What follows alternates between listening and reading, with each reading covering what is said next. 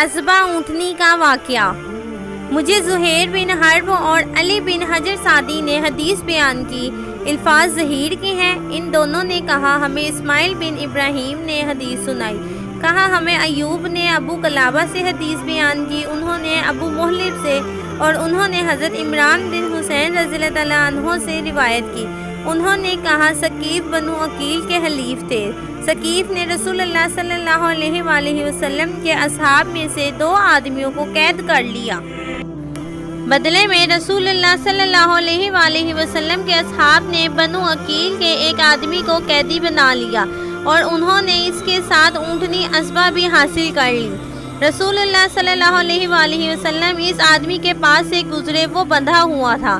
اس نے کہا اے محمد، آپ صلی اللہ علیہ وآلہ وسلم اس کے پاس آئے اور پوچھا کیا بات ہے؟ اس نے کہا آپ نے مجھے کس وجہ سے پکڑا ہے اور حاجیوں کی سواریوں کے سخت لے جانے والی اونٹنی کو کیوں پکڑا ہے؟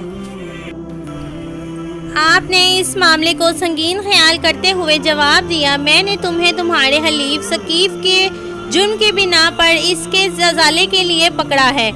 پھر آپ وہاں سے پلٹے تو اس نے پھر سے آپ کو آواز دی اور کہا اے محمد صلی اللہ علیہ وآلہ وسلم۔ رسول اللہ صلی اللہ علیہ وآلہ وسلم بہت رحم کرنے والے نرم دل تھے۔ پھر سے آپ اس کے پاس واپس آئے اور فرمایا کیا بات ہے؟ اس نے کہا اب میں مسلمان ہوں۔ آپ نے فرمایا اگر تم یہ بات اس وقت کہتے جب تم اپنے مالک آپ تھے، آزاد تھے، تو تم پوری بھلائی حاصل کر لیتے۔ اب بھی ملے گی لیکن پوری نہ ہوگی۔ پھر آپ پلٹے تو اس نے آپ کو آواز دی اور کہا اے محمد صلی اللہ علیہ وآلہ وسلم۔ آپ پھر اس کے پاس آئے اور پوچھا کیا بات ہے؟ اس نے کہا میں بھوکا ہوں، مجھے کھانا کھلائیے، اور پیاسا ہوں، مجھے پانی پلائیے۔ آپ نے فرمایا ہاں یہ تمہاری فوراً پوری کی جانے والی ضرورت ہے۔ اس کے بعد معاملات طے کر کے اسے دونوں آدمیوں کے بدلے میں چھوڑ دیا گیا۔ اونٹنی پیچھے رہ گئی اور رسول اللہ صلی اللہ علیہ وآلہ وسلم کے حصے میں آئی، لیکن مشرکین نے دوبارہ حملے کر کے پھر اسے اپنے قبضے میں لے لیا۔ کہا بعد میں غزوہ ذات القرد کے موقع پر مدینہ پر حملے کے دوران ایک انصاری عورت قید کر لی گئی اور عصبہ اونٹنی بھی پکڑ لی گئی۔ عورت بندھنوں میں جکڑی ہوئی تھی۔ لوگ اپنے اونٹ اپنے گھروں کے سامنے رات کو آرام کرنے کے لیے بٹھا دیتے تھے۔ ایک رات وہ خاتون اچانک بیڑیوں بندھنوں سے نکل بھاگی اور اونٹوں کے پاس آئی۔ وہ سواری کے لیے جس اونٹ کے پاس بھی جاتی وہ بلبلانے لگتا تو وہ اسے چھوڑ دیتی، حتیٰ کہ وہ عصبہ تک پہنچ گئی تو وہ نہ بلبلائی۔ کہا وہ سدائی ہوئی اونٹنی تھی تو وہ اس کی پیٹھ کے پچھلے حصے پر بیٹھی اور اسے دوڑایا تو وہ چل پڑی۔ لوگوں کو اس کے جانے کا علم ہو گیا، انہوں نے اس کا تعاقب کیا لیکن اس نے انہیں بے بس کر دیا۔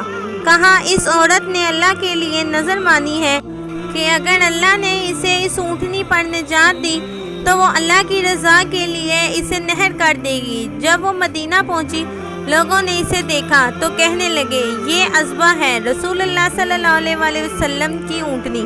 وہ عورت کہنے لگی کہ اس نے یہ نظر مانی ہے کہ اگر اللہ نے اسے اس اونٹنی پر نجات عطا فرما دی تو وہ اونٹنی کو اللہ کی راہ میں نہر کر دے گی۔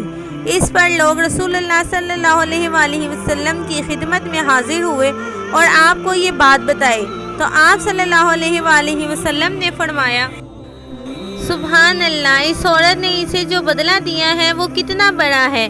اس نے اللہ کے لیے یہ نظر مانی ہے کہ اگر اللہ نے اس کو اس اونٹنی پر نجات دے دی تو وہ اسے ذبح کر دے گی۔ وصیت میں نظر پوری نہیں کی جا سکتی، نہ ہی اس چیز میں جس کا بندہ مالک نہ ہو۔ ابن حجر کی روایت میں ہے اللہ کی معیشت میں کوئی نظر جائز نہیں۔